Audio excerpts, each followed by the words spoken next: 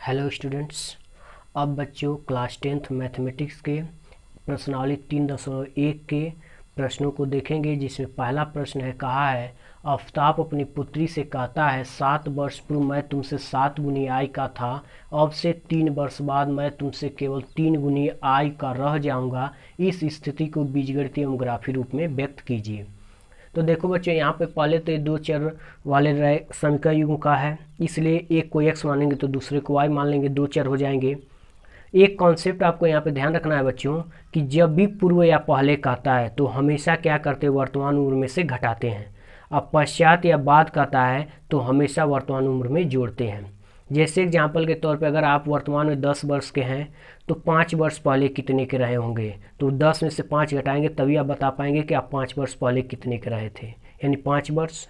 ऐसे अगर आप इसमें 10 वर्ष के हैं, 10 वर्ष बाद कितने के हो जाएंगे, तो 10 वर्ष जोड़ेंगे यानी 20 वर्ष के। इसलिए बच्चे पूर्व या पहले जब भी कहता है तो घटाते हैं, पश्चात या बाद कहता है तो हमेशा जोड़ते हैं। इस चीज़ को हमेशा ध्यान रखना है। तो यहाँ पर देखो बच्चों, सॉल्यूशन में हम लोग क्या करेंगे, पहले माना जाएगा तो माना आफताब व उसकी पुत्री की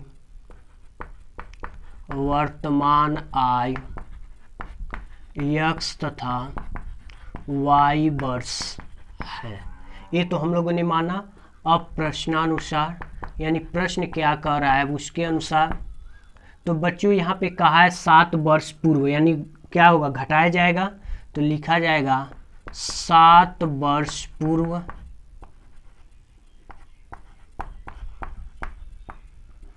आफताब की आय। इस समय आफताब वर्तमान कितना x वर्ष का है और 7 वर्ष पूर्व यानी x-7 तथा 7 वर्ष पूर्व पुत्री की आय, तो वो इस समय y वर्ष की है तो 7 वर्ष पहले कितनी होगी, x-y। देयरफॉर आफताब की आय बराबर पुत्री की आय।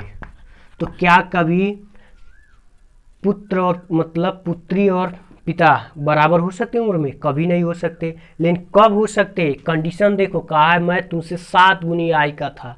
अगर इसमें हम लोग 7 का गुणा कर दें तब संभव है। तो वर्तमान की इसमें आफताब की वर्तमान आय इसमें कितना है, x-7, पुत्री की कितनी है, y-7, लेकिन कब ये बराबर हुए, जब 7 का गुणा हुआ। तो यहाँ पे x-7, अब 7 का गुणा होगा तो 7y 7-49। फिर बच्चों अचर वालों को एक साथ रखना है, अचर वालों को एक साथ रखना है, +7 यानी -42 x-7y। ये हो गया इक्वेशन 1।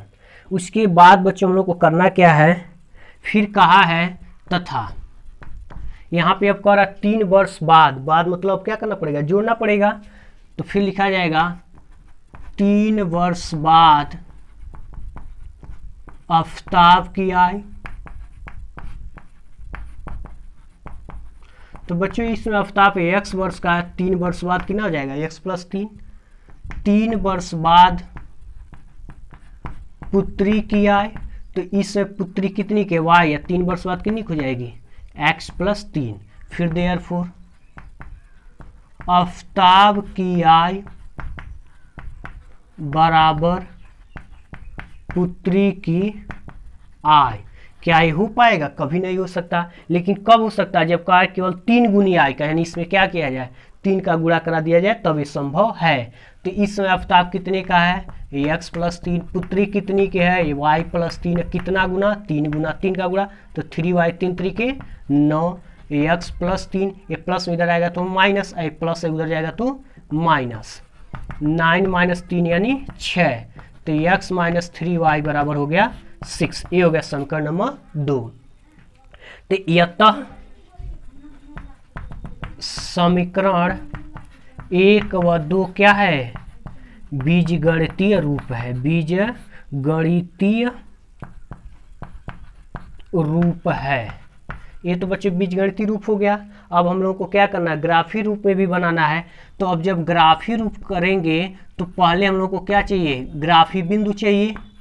तो ग्राफी बिंदु के लिए क्या करना है, आप समीकरण 1 से, तो इसमें देखो बच्चे कम से कम आपको दो मान, कम से कम 2 मान समीकरण 1 से या समीकरण 2 से, दोनों से निकालना है और 2 से।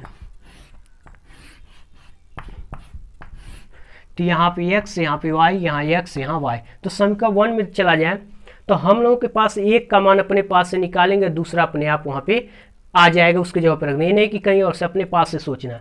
अगर x को हम लोग क्या करें, 0 कर दें, तो ये 0 हो गया। तो यहाँ पे आपको बस चेक करने के लिए देखो, ये x 0 हो गया, ये 7y माइनस 42, तो 7 6 के 42, तो y कितना मिलेगा, 6।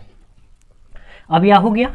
अब ऐसे ही बच्चों अगर हम लोग क्या करें, मान लीजिए x को 7 रख दें, तो ये हो जाएगा 7 माइनस 7y माइनस 42। अभी इधर आएगा, घट जाएगा, तो 42 यानी 7 6 के 42, तो 7 5 35, अब 5 7 7 5 35। तो इस तरह से क्या होगा, वो 7 लिया गया तो ये कितना मिल गया, 5 मिल गया। क्यों, क्योंकि ये 7 प्लस में है, इधर आएगा तो 49 माइनस हो जाएगा, 7 7 49 7 मिलेगा, तो ये कितना हो जाएगा, 7 हो जाएगा। आपको करना कुछ नहीं, अपने पास से यहाँ x को जब रख देना, y निकाल लेना। ऐसे बच्चों समीकरण 2 है यह। अब x को क्या किया गया, 0 कर दिया जाए, तो बचा इतना 3 दूना 6 माइनस में। ऐसे ही अब y 0 कर दिया जाए, ये 0 हो गया, तो x बराबर कितना मिला, 6 हो गया। अब जब ग्राफ विधि द्वारा प्लॉट किया जाएगा तो हम लोगों को क्या करना है, अब यहाँ पर ग्राफ प्लॉट करना है। तो ग्राफ प्लॉट करना है तो आपको कोऑर्डिनेट ज्योमेट्री या निर्देशांक ज्यामिति बहुत ही अच्छे से आनी चाहिए। ये होता है x, x dash, y, y dash. अब आप क्या करोगे, समीकरण 1 वाले में ये 0 और 6, तो x एक्सिस पे आपको 0 चलना, y एक्सिस पे 6, तो कितना 1 2 3 4 5 6, यहाँ पे आपका 0 और 6। अब x भी 7 चलना है, y भी 7 चलना है, क्योंकि x भी 7 आया था, y भी 7 आया था। तो 1 2 3 4 5 6 7 और यहाँ से 7, और दोनों का डॉटेड पॉइंट लिया जाएगा तो कहाँ कटेगा, यहाँ पे कटेगा, यानी 7 7। अब इन दोनों पॉइंट को क्या करेंगे, हम लोग मिला के आगे बढ़ा देंगे। इस पे समीकरण जो था वो लिख देंगे। समीकरण क्या था, x माइनस 7y बराबर माइनस 42।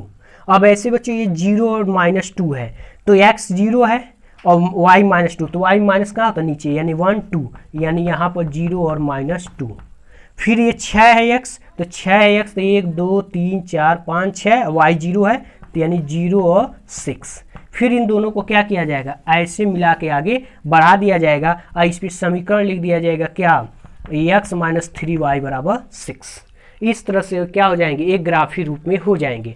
करना क्या था एक बार समझ लो बच्चों, आपको जब भी प्रश्न में दिया रहेगा एक को x तो दूसरे को y मान लेना है उम्र के सवालों में, और अगर पूर्व या पहले कहता है तो वर्तमान उम्र में घटाना है, बाद या पश्चात कहता है तो वर्तमान उम्र में जोड़ना है। उसका जय गुना कहता है उतना कर लेना है। उसके बाद एक ग्राफी रूप बनाने के लिए कम से कम x के 2 मान समीकरण 1 से और y के 2 मान, ऐसे ही समीकरण 2 से। ये रिप्रेजेंटेशन आप क्लास 9 में अच्छे से सीखे हो। उसके बाद इसमें जब एक मान अपने पास से रखते हैं तो दूसरा मान अपने आप निकल के आता है, यानी एक की जगह पर रखेंगे दूसरा अपने आप निकल के आएगा। इसमें बस आपको ध्यान ये रखना होगा कि भिन्न न होने पाए, दशमलव न होने पाए, ऐसा मान आप रखिए। बाकी आप आसानी से इसको समझ के कर सकते हो बच्चों। तो अच्छे से समझ लीजिए और कर लीजिए।